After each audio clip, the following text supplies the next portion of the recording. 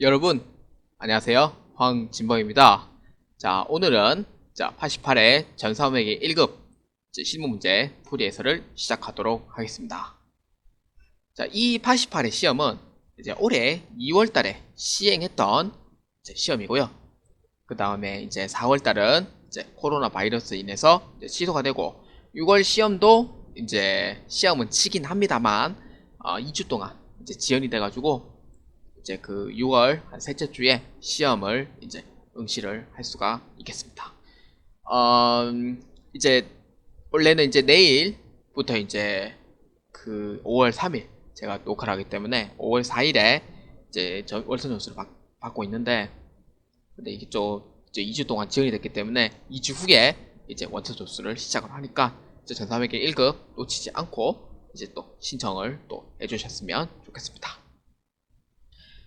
자, 이번 전사회계 1급이 업로드가 좀 빠르지만 혹시나 전사생회계 2급을 들으시는 분들이 계신다면 업로드는 이번에 좀 많이 늦어질 수도 있습니다.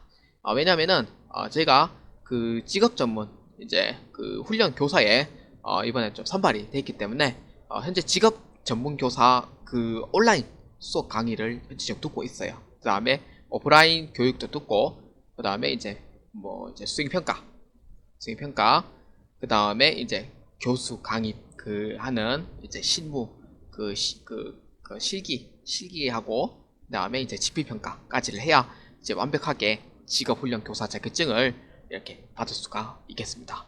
그래서 현재는 정식적인 이제 직업 전문 훈련 교사가 아니고요. 반드시 이것도 시험을 거쳐서 합격을 해야 하기 때문에, 그래서 저도 이 나름 직업 훈련 교사 준비를 하는데 이제 또 업로드가 많이 늦어지는 점 그래도 좀 이해를 해주셨으면 좋겠습니다. 자, 전사회계 1급 이제 문제 1번부터 보도록 하겠습니다. 전사회계 1급은 문제가 총 6개의 실무 모듈로 나와 있습니다. 그 문제 1번은 이제 기초 정보 등록 입력이고요. 총 3문제가 출제됩니다. 10점짜리고요. 그 다음에 문제 2번은 이제 일반 전표 입력이고요. 6문제.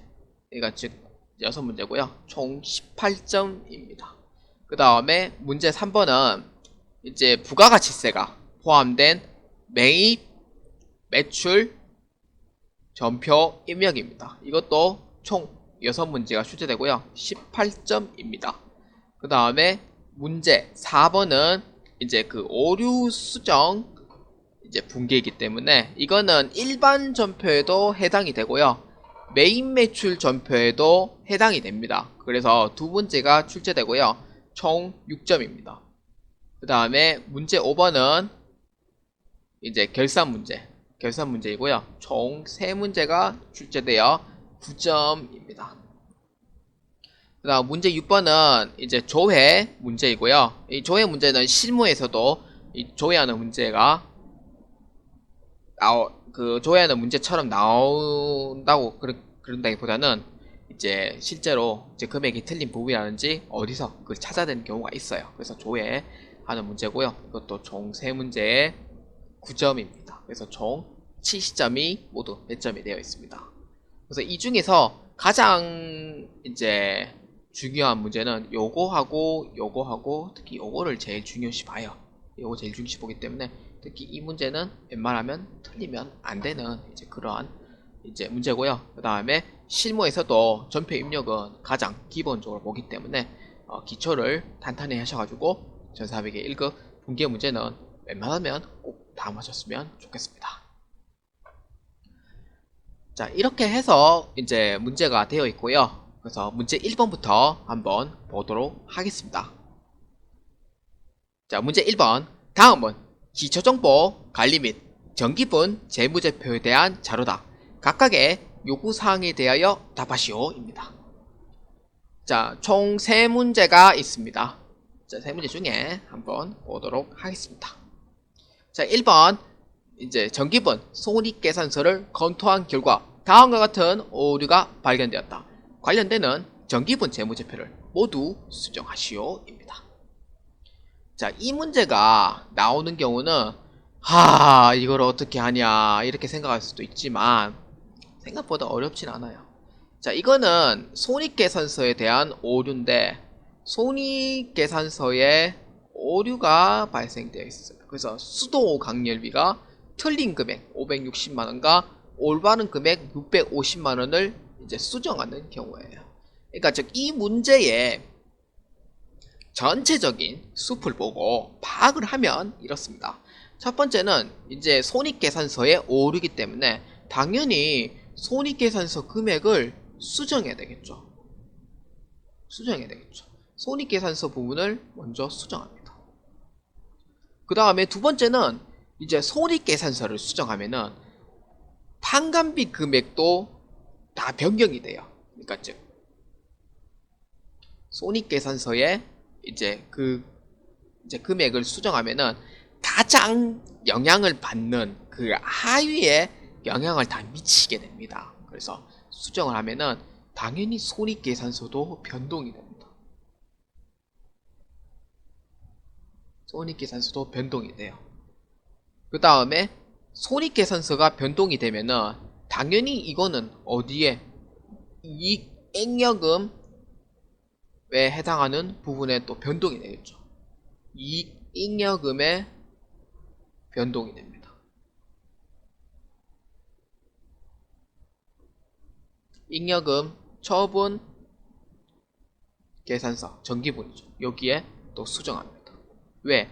당기 순이익이 변동되었기 때문에 그 재무 상태표까지 모두 바꿔줘야 돼요. 그래서 이익잉여금에서 바꿔주고 그 다음에 재무제표 중에 재무상태표도 다 변경해줘야 돼요. 무조건. 그래야 대차평균의 원리에 의해서 금액이 다 맞아 들어갑니다. 그래서 마지막에는 재무상태표를 변경해줘야 됩니다. 그래서 이거를 총 3가지의 항목을 모두 변경을 해주셔야 돼요.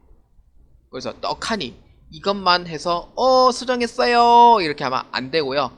모두 1번부터 4번까지를 해야지 완벽하게 4점을 받을 수 있는 이제 그러한 문제가 되겠습니다. 이제 파악하는 건 아시겠죠? 한번 보도록 하겠습니다.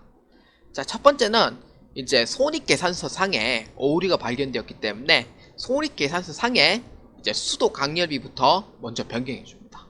수도 강렬비 여기 있죠. 560만원으로 되어 있죠. 자, 수도 강렬비가 560만원으로 되어 있기 때문에 얼마에 변경하냐면은 이거를 650만원으로 수정하여 입력을 해주시면 돼요. 수정해서 입력을 하면은 당기 순이익 부분이 분명히 변동이 될 겁니다. 이걸 잘 주목해 주셔야 돼요. 자, 그래서 수도 강렬비를 650만원으로 변경해 줍니다. 그러면은 당기 순이익 금액이 어떻게 돼 있냐? 여기에 2360만원으로 변경돼 있어요. 그래서 이 부분은 이제 이익잉여금 처분계산서에서도 수정을 하라고 했어요. 제가. 그래서 이거는 첫 번째고요. 두 번째는 이익잉여금 처분계산서에 수정합니다. 자, 이 금액을 정기분 손익계산서에 이제 수정을 했으면은 그 다음에 정기분 잉여금 처분계산서에 이제 수정합니다. 그러면은 정기분 잉여금 수정계산서에 보이는 대로 현재 이건은 현재 지금 수정 전이에요. 2450만원 수정 전이고요. 이 당기 순이익 금액이 이 금액에 있는 거를 일치시켜줘야 됩니다. 그래서 이거를 다시 불러오기를 해서 이 부분을 수정을 해주시면 되는 거예요. 어렵지 않죠? 그래서 이 부분에 대해서 불러오기를 합니다. 그러면은 2360만원만큼 당기순이익이 변동이 돼요. 자, 그래서 여기에 2360만원 이 금액이 맞아 들어가고 그 다음에 이 2360만원을 포함한 나머지 4733만 5천원이 세 번째 재무상태표에 변경을 해줘야 된다는 거예요.